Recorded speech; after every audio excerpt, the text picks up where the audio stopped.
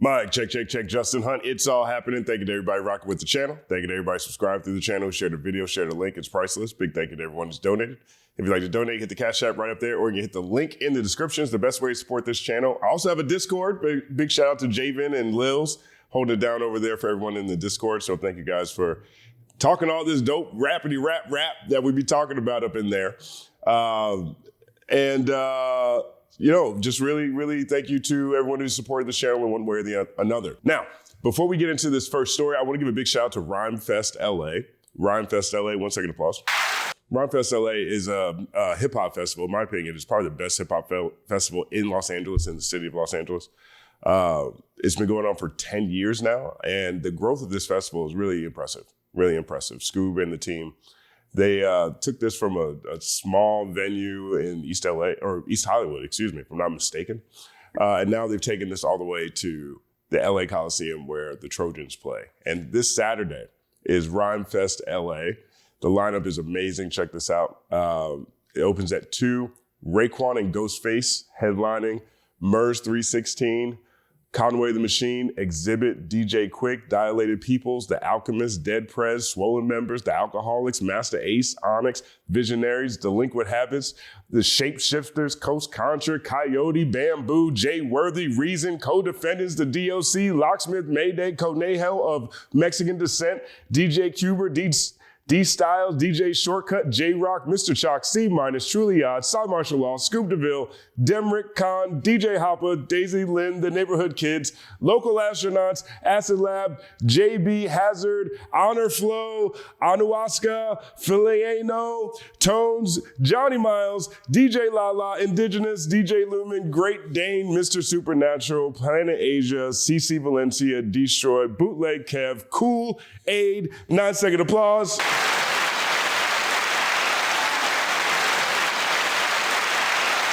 Sound like I was doing the new members shout outs right there. Now, here's the thing about RhymefestLA that's really dope and why it's my favorite hip hop festival in Los Angeles is because it's actually a hip hop festival. So I'm not sure if you guys are all familiar with all the names in there, but you've got a ton of great MCs. There's a DJ stage, of course. They've had breakdancing, breaking battles take place there. They have a graffiti village that takes place there, along with all the awesome food and vendors that they normally have there at this festival. And it's just really epic seeing all of that at the LA Coliseum with the arches in the background. So if you guys are in LA, pull up. I'm going to be there on Saturday. So it'd be great to run into you guys there. But big shout out to Scoob, big shout out to RhymefestLA for putting together the total hip hop experience. 1 second applause. Big shout out to these guys. Now, first story of the day. I just think this is a story that is very predictable. It's a very predictable story. And so we've had a number of conversations on this channel, particularly over the past 3 years, I guess now at this point, on this channel, there's been a number of conversations around AI. Now, you guys know, overall, I'm a proponent of AI, right? I think that AI is inevitable, so people need to embrace it. Now, I understand the challenges or how uncomfortable it is to think about AI in the context of making music or making certain pieces of art. I'm also someone who understands very well how technology displaces a lot of creative careers in general, but particularly creative careers, I think first. I remember when the blogs came out, blogs were so much faster than magazines. Blogs weren't making as much money, but in terms of where people went for their information, they went online first. I remember when Instagram came out. Every photographer I knew was pissed off with Instagram when Instagram dropped because Instagram had the filters.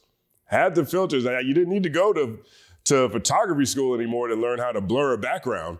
You could just right there with the filters and so on and so on. Even hip hop itself, the drum machine is completely disruptive of how percussion was made, at different points in time. Sampling. Same thing, right? So disruption is just a part of life, and technology is a major driver of disruption. And AI is that next driver. So I understand that this is something that's not going away. It's better for people to understand how to use it and understand how to use it as a tool to help their creativity. I have no problem with that. Now, we've seen some examples of AI that I'm just really uncomfortable with. Timbaland, for example, very uncomfortable with what Timbaland is doing with AI because Timbaland is sitting there and he's taking other people's creative works and he's putting them in Suno and allowing that language learning model to learn off people who didn't necessarily want their music in there. That's just theft. That's just theft. And even what he's doing with his new AI artists, it's based off of real people who I don't believe understood that when they were attempting to work with Timbaland, that was going to be his goal when he put out that call for new artists. Like I am against theft, period. Whatever the medium is, against theft, because theft is tomato. Right. And so Lupe, on the other hand, is different to me. When Lupe did Endless Loop, Lupe's Endless Loop, for example, one, he owns it. Two, he codes, but one, he owns it. But it's adding an experiential element to AI. So it's based off of him, it's based off of his learning model. And it's off of his catalog. And there is an experiential element to it. Meaning, if you're going to hear these songs, you have to hear them on AM radio. You need to go to the Mojave Desert with an AM radio to go hear these Lupe songs that AI is cranking out one time only, completely unique one time only songs. Or you can go to the lobby of the venue where his shows are and you can listen to it there on AM radio. So it's adding experiential component to it. And he actually owns it. Okay. Like those two things are not the same thing to me. Not the same thing. And I think, truthfully, Lupe's is an example of if you're going to go, of adding a sort of piece of grass in an arguably dystopian future. Okay. If AI is going to take over the world, it's not going to be humans nowhere. Well, at least this piece of this AI experience, you have to travel to go see. It's not going to be as easy as a right click on your phone, right? Point is, not all AI is the same. And it is here, and people need to embrace it however they see fit. And if you want to fight it, you're better off getting AI to make a time machine to take you back in time, to put in legislation in place to stop this thing from happening, because we are already on the other side of the bell curve. And so that's just my point of view on AI, generally speaking, right? There's a lot of nuance here, but it's here, okay? And one of my favorite new artists this year, BabyChiefDoIt. Big shout out to BabyChiefDoIt. 1 second applause. BabyChiefDoIt. We talked about him on this channel. He had a song called Went West, which I think is a really funny song. He produced the song as well. But it's a hilarious song. He says he's the type of dude to take a bad B phone, a bad B cell, and put D pics all in her phone. It's funny the way he says it. Okay, either way. But BabyChiefDoIt. That song Went West, went to the Billboard Hot 100. So if I'm not mistaken, he might be the second artist on the XXL Freshman to crack the Billboard Hot 100. I know Jello, obviously, Tweaker's been a big song. Joe's had 2 songs in the Billboard Hot 100. If I'm not mistaken, BabyChiefDoIt is the second one. Perhaps Ian's done it in years past. I'm not sure. But BabyChiefDoIt, straight out Chicago. He also had one of the better XXL freestyles and one of the more interesting, I guess, XXL freshman ciphers. He was in the Craptastic cipher. He was in there with all the rappers who didn't want to rap or really don't sound great in that venue of rapping. But he was colorful, and he reminds people of Riley from the Boondocks. Here's what BabyChiefDoIt looks like. He looks like Riley from the Boondocks. So BabyChiefDoIt had a conversation, and they were asking him how he makes his songs. And this is what BabyChiefDoIt said. I've been using that shit to write my lyrics, real shit. Word, ChatGPT? Hell yeah, that shit work. Well, I've been using that to write my lyrics. That works. Tomato. And I guess, because there's a level of bravery, I think, in 2025 still to admit this at this point in time. Or perhaps there's a level of like too much honesty. I'm not sure where I stand on what he just said right here. Now, the whole conversation, I definitely have views on this whole conversation, but let's go back to what he said right here. I've been using that shit to write my lyrics, real shit. Word, ChatGPT? He does look like Riley. Look at him right here with the guy for Riley. 1 second applause. Because Riley's from Woodbridge, which is outside Chicago. I guess he's actually from Chicago, and then they moved to Woodbridge. He is kind of like Riley. I've been using that shit to write my lyrics, real shit. Word, ChatGPT? Hell yeah, that shit worked. Well, what I did was I wrote down 4 bars, and I said, write me a song. And then it said, give me a start me off, some shit like that. And bro, I started him off, whatever the fuck it is. ChatGPT. ChatGPT. 1 second applause to ChatGPT. And it said, give me a start me off, some shit like that. And bro, I started him off, whatever the fuck it is. That shit, it wrote some shit. I never actually used AI before, like until then. What made you want to do it? I never used AI before till then. Like, what? You just curious? I had posted on my notes. He looks like he's really thinking. I can't tell if he's trying to remember the details of how this went, or if he realizes he has said too much and he's trying to figure out how to save potentially his young reputation. Let's see. I never actually used AI before, like until then. What made you want to do it? Like, what? You just curious?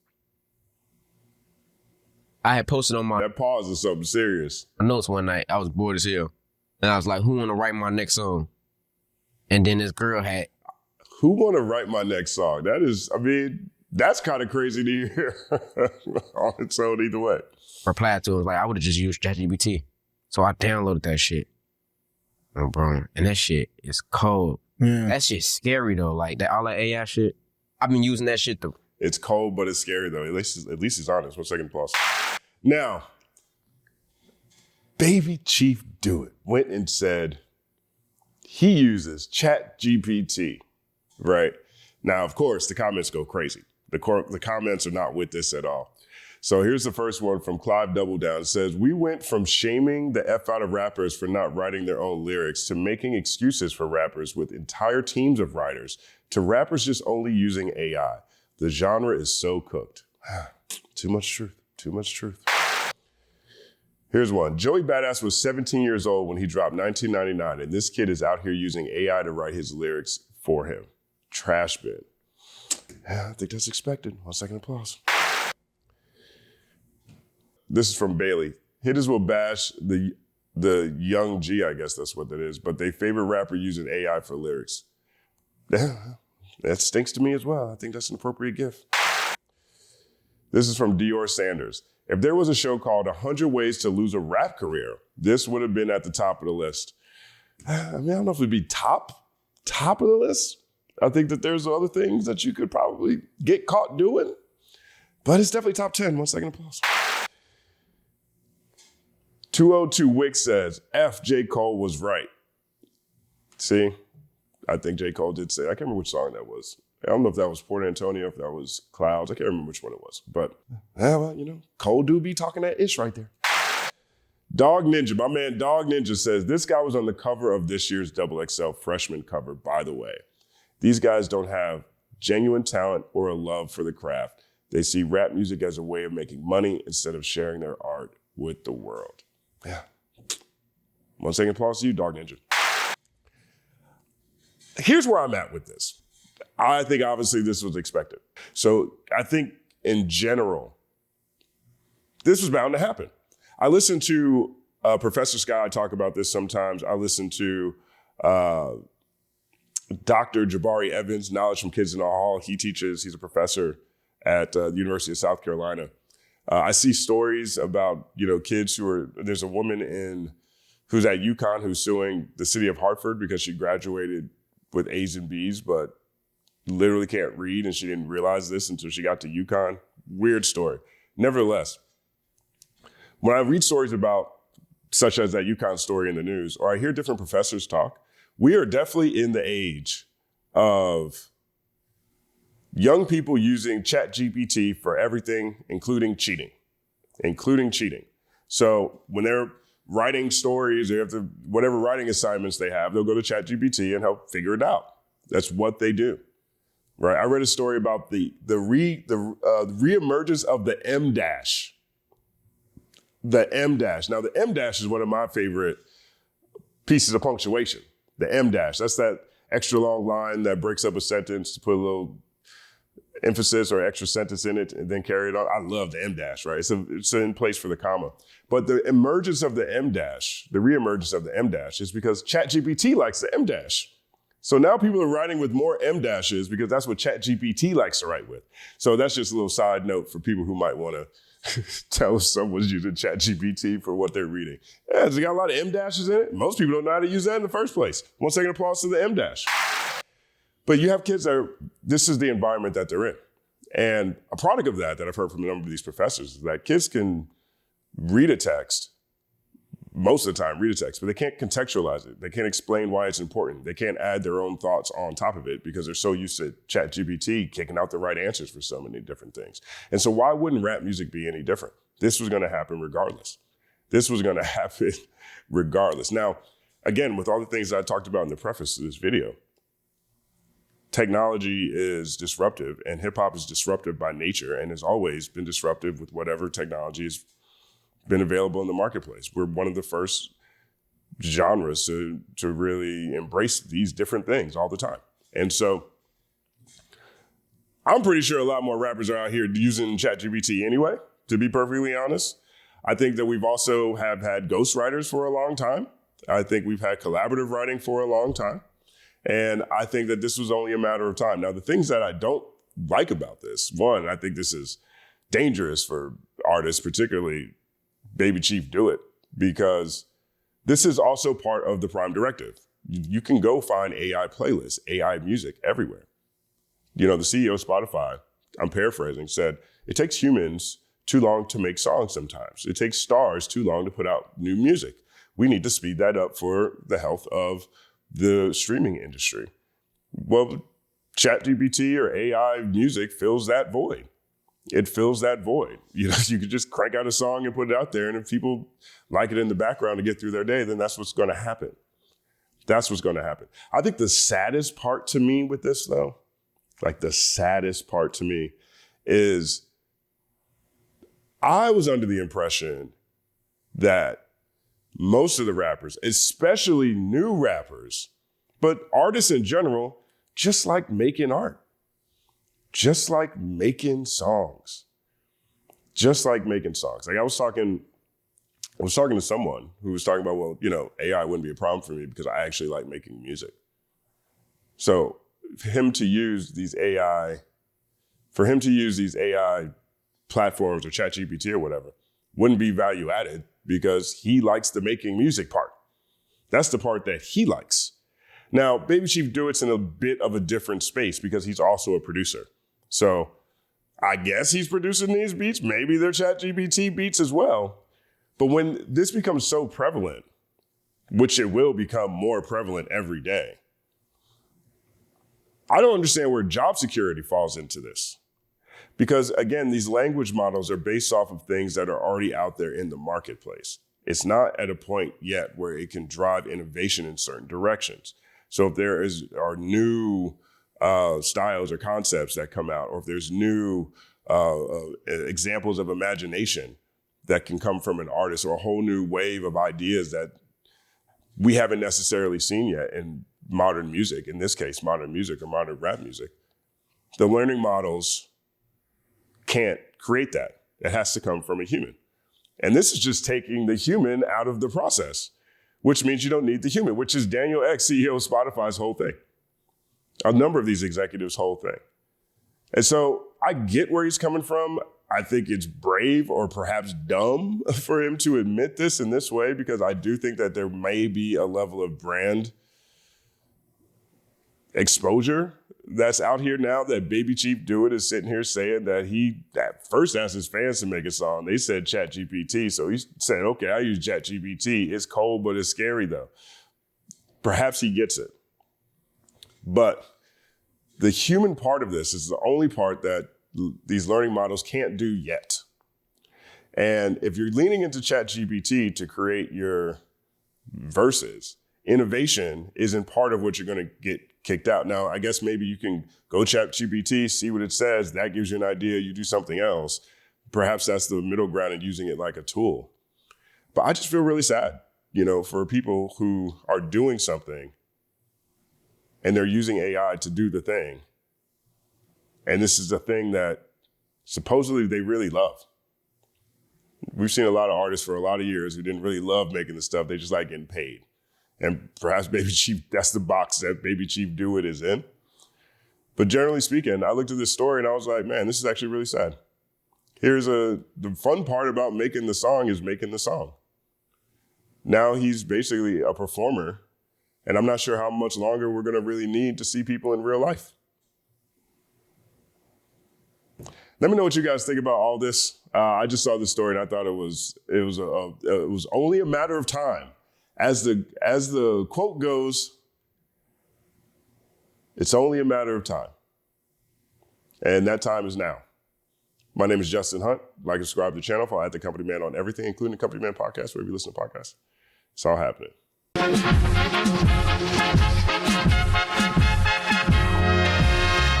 Justin Hunt is here, it's all happening. Justin Hunt is here, it's all happening. The mathematical breakdown of this mighty game of rap we in. It's boom bapping. Systematical culture views that's radical, it's all happening. Shaking hands and dapping it. Life through the lens of hip hop, from trip hop to yes, dog. You don't stop, you don't stop. Justin Hunt is here, it's all happening. It's all happening, yes, it's all happening. Justin Hunt is here, it's all happening. It's all happening, yes, it's all happening.